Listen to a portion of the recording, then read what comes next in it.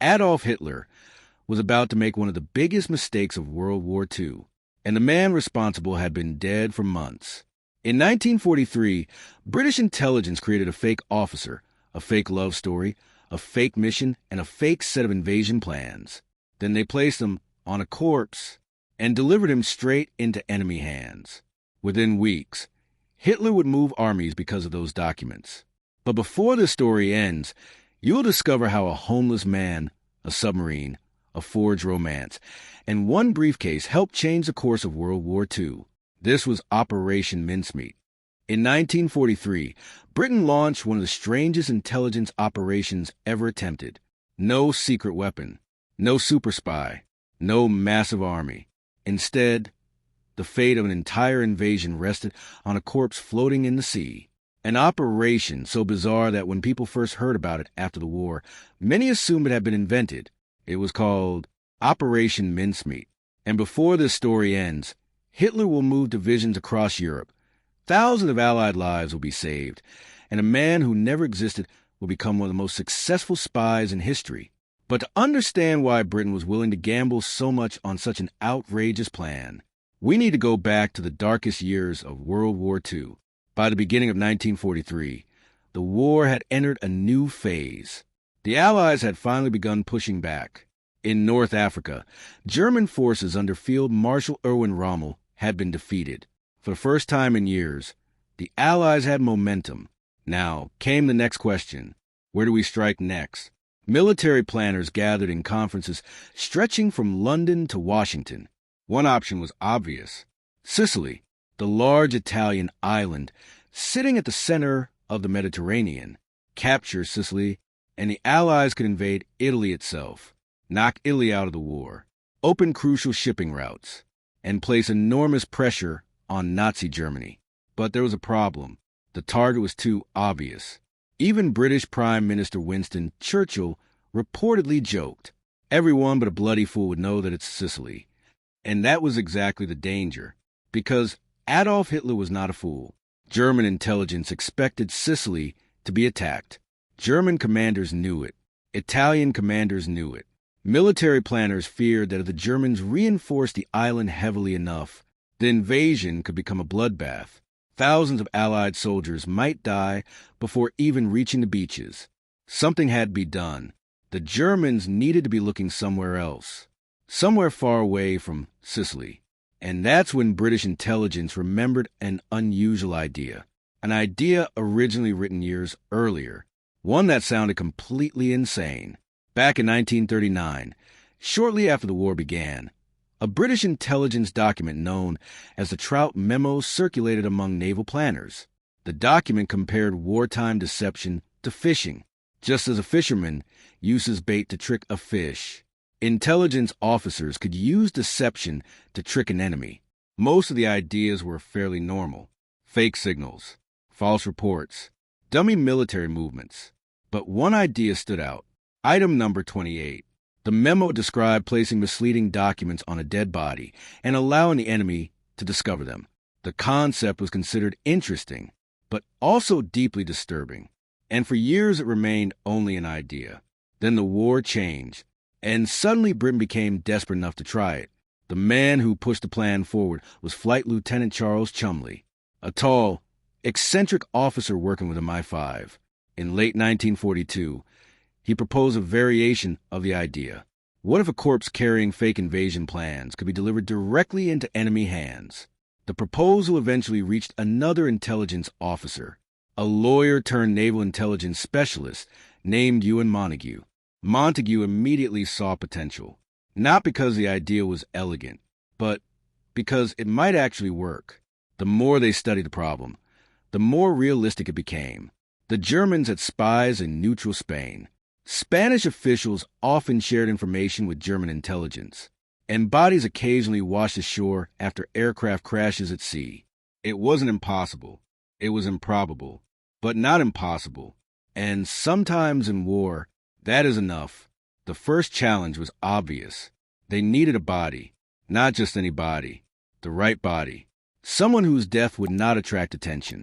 Someone without family members demanding answers. Someone whose circumstances could fit the story. Finding such a person proved difficult. Then, in January 1943, a London coroner named Bentley Purchase contacted Montague. He had found a candidate, a 34-year-old Welshman named GLYNDWR Michael. Michael's life had been tragic. Born in Wales, raised in poverty, struggling through years of hardship, eventually becoming homeless. At some point, he consumed rat poison containing phosphorus. Whether accidentally or intentionally remains debated. He died alone in London, unknown, uncelebrated, with almost nobody expecting that his death would one day become part of military history. For British intelligence, however, Michael offered something they desperately needed, a believable body. Now they needed a believable life. The dead man could not simply be found carrying documents.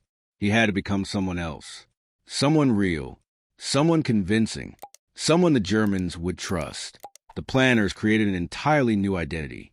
Captain William Martin, Royal Marines, temporary rank, acting major, a respectable officer, trusted enough to carry important military papers, but not important enough for German intelligence to recognize immediately the perfect balance.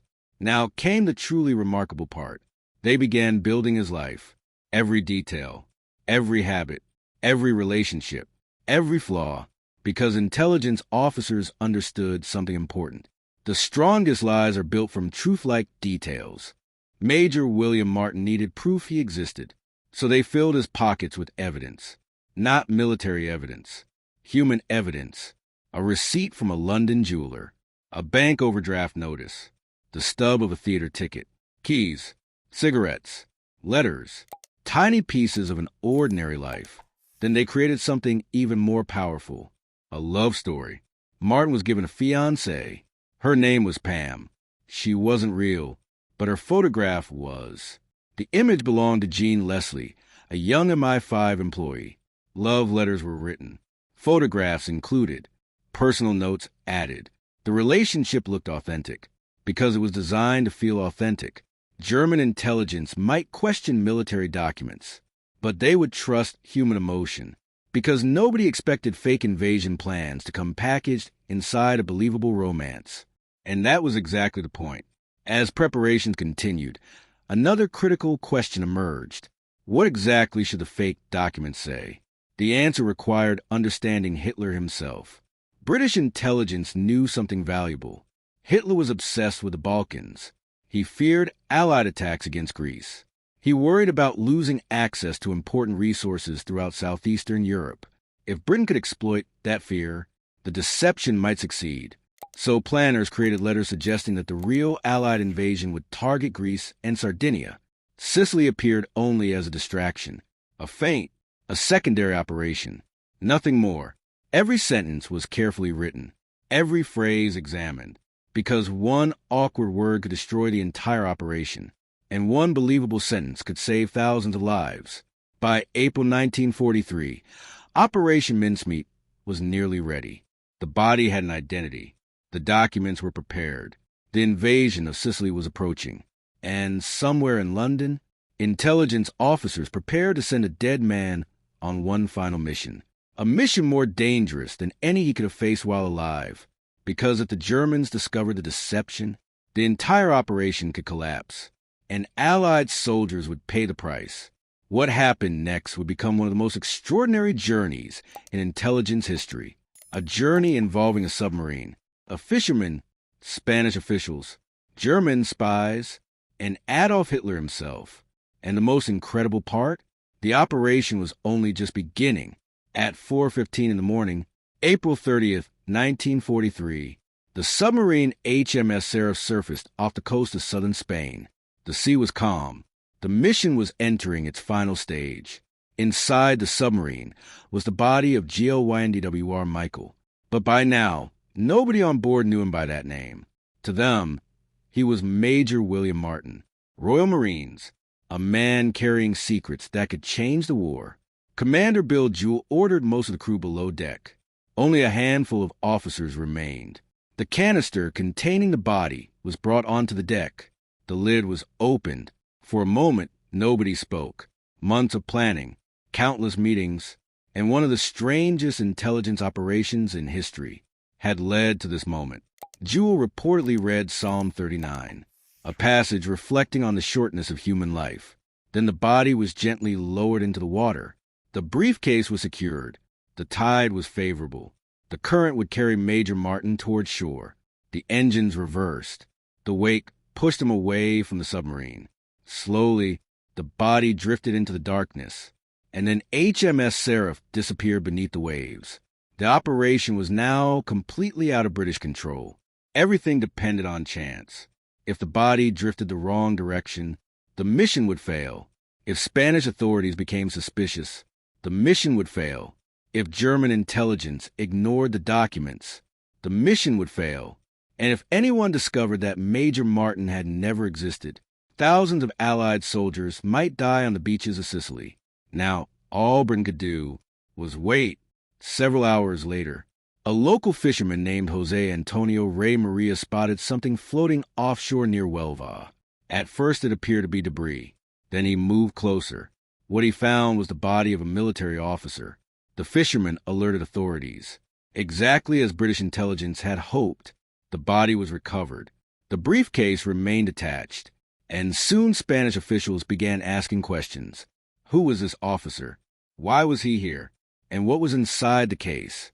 For British intelligence, the next few days were agonizing because the entire plan depended on something they could not openly control. The Spanish government was officially neutral, but many Spanish officials quietly sympathized with Germany, particularly in southern Spain. The British knew this.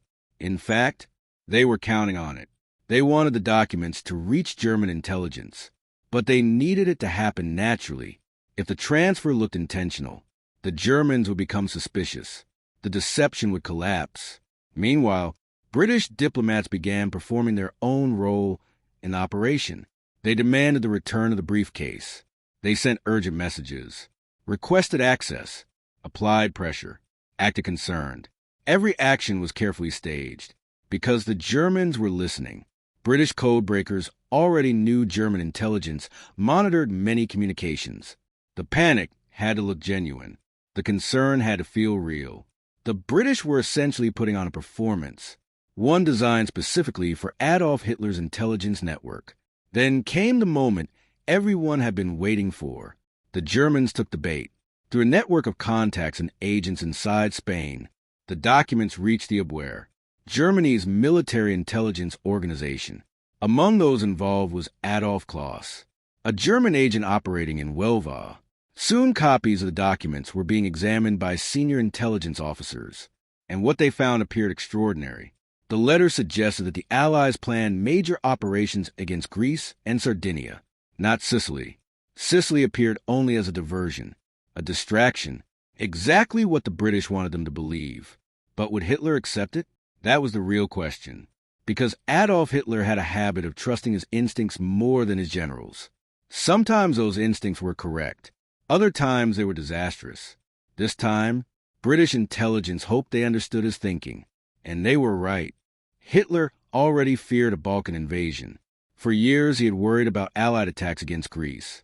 The region provided valuable resources to the German war effort. Losing it would be dangerous. The Mincemeat documents seemed to confirm his worst fears. The evidence matched what he already believed, and that's what made the deception so powerful. People are more likely to believe information that confirms their existing assumptions. Even dictators, even military geniuses, even Adolf Hitler. German intelligence rapidly distributed the information. Senior commanders studied it. Reports circulated. Warnings spread. And then Hitler made his decision. He accepted the deception, the fake officer, the fake documents, the fake invasion plans. He believed all of it. The consequences were immediate. German reinforcements began moving. Additional forces were sent toward Greece. Defenses in Sardinia were strengthened. Military resources were redirected. Aircraft were repositioned. Units were reassigned. Time, money, fuel, weapons, troops, all being moved because of a dead homeless man floating onto a Spanish beach. British codebreakers at Bletchley Park soon intercepted German communications. The evidence was unmistakable. The deception had worked. One message revealed that German commanders believed attacks against Greece were likely. Another showed military preparations being adjusted accordingly. When confirmation reached London, the reaction was euphoric. One British message famously reported, "Mincemeat swallowed rod, line and sinker." In other words, the Germans had completely fallen for it. But the war was not over. The ultimate test still lay ahead. Operation Husky, the invasion of Sicily. On July 9, 1943, more than 160,000 Allied troops began landing on Sicily. It was one of the largest amphibious operations ever attempted. Hundreds of ships crossed the Mediterranean. Paratroopers dropped behind enemy lines. Aircraft filled the skies. The invasion had begun. German and Italian forces fought fiercely. There was resistance. There were casualties. There was chaos. But something important was missing. The massive German reinforcement that Allied planners had feared, because many of those resources were now focused elsewhere, exactly where Operation Mincemeat had pointed them. Even after the invasion started, Hitler remained suspicious. He still believed Sicily might not be the main attack. He continued worrying about Greece and the Balkans. The deception's effects lingered far longer than many planners expected. And every day that confusion continued. The Allies benefited. Sicily fell faster than predicted. The campaign succeeded. The Allies secured the island, and the road into Italy was opened. Soon afterward, Benito Mussolini's regime collapsed. The dictator who had ruled Italy for more than 20 years was removed from power. The war in Europe had entered another turning point. And somewhere inside that chain of events was Operation Mincemeat. Historians still debate exactly how many lives the operation saved. No one can calculate it precisely. War is too complex, too chaotic, too unpredictable. But most agree on one thing. The deception helped. It diverted attention, created uncertainty, forced Germany to make costly decisions, and likely reduced Allied casualties during the invasion. Military historian Michael Howard later called it one of the most successful deception operations of the entire war. Historian Ben McIntyre described it as a perfect example of how intelligence can influence events far beyond the battlefield, not through firepower, not through destruction, but through belief. Because wars are fought with weapons, but they are also fought with information. And sometimes, the side that controls what the enemy believes gains an advantage no army can provide. Yet perhaps the most remarkable part of the story is not the deception itself. It's the man at the center of it. The man who never knew what happened. The man who never volunteered. The man who never saw the victory he helped create. Goyndwr Michael, a homeless Welshman who died alone. A man history had almost forgotten. For years after the war, few people knew his identity.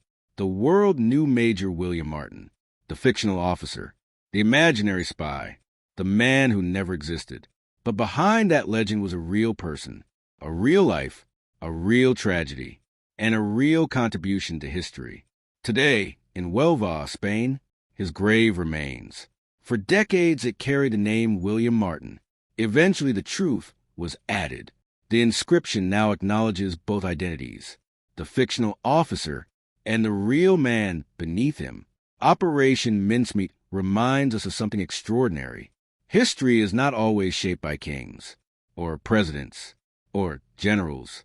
Sometimes history turns because of a fisherman, a coroner, a codebreaker, a submarine commander, a young woman whose photograph became part of a fake love story, or a homeless man who died without knowing that one day his name would be connected to one of the greatest intelligence operations ever attempted.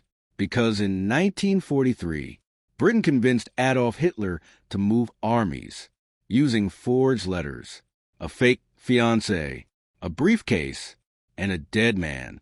It sounds impossible, yet it happened, and somewhere in the chaos of World War II, one of the most powerful dictators in history was deceived by a spy who never existed, a man who never spoke, never moved, never fired a weapon, yet helped change the course of a war. If you enjoyed this story and want more true tales of secret missions, espionage, military deception, and the moments that change history forever, subscribe to the channel. Because history isn't just about what happened. Sometimes it's about the unbelievable stories that almost sound too strange to be true. And Operation Mincemeat may be the strangest of them all.